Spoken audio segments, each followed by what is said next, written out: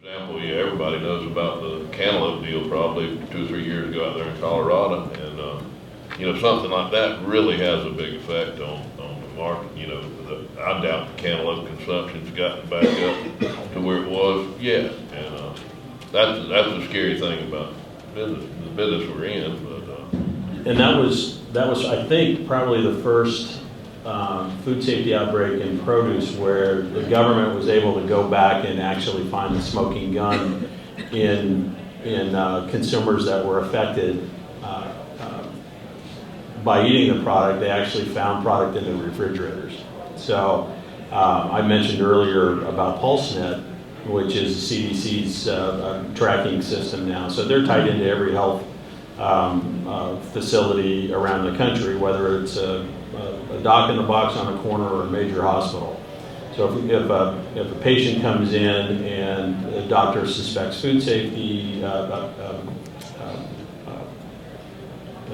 outbreak or food poisoning, they take a stool sample that goes into CDC. They genome type it, and they can track where the outbreaks are happening. So they can see if a cluster hits in any particular area, and then they dispatch their investigators to that area. They interview the people that are affected, and they'll go into their refrigerators and pull product out. So the speed of them being able to do that is really what I think is affecting our business. So they can actually, in the spinach case, they found product that was still in people's refrigerators, and they were able to genetically link the two. So it's changed our entire world.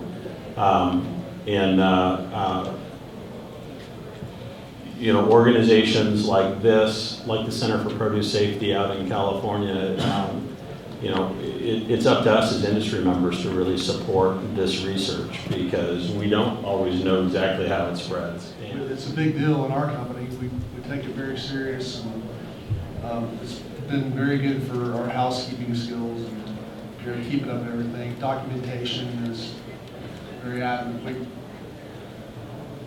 We do more paperwork every single time. And like you said, when your audit comes, and that's a real big deal.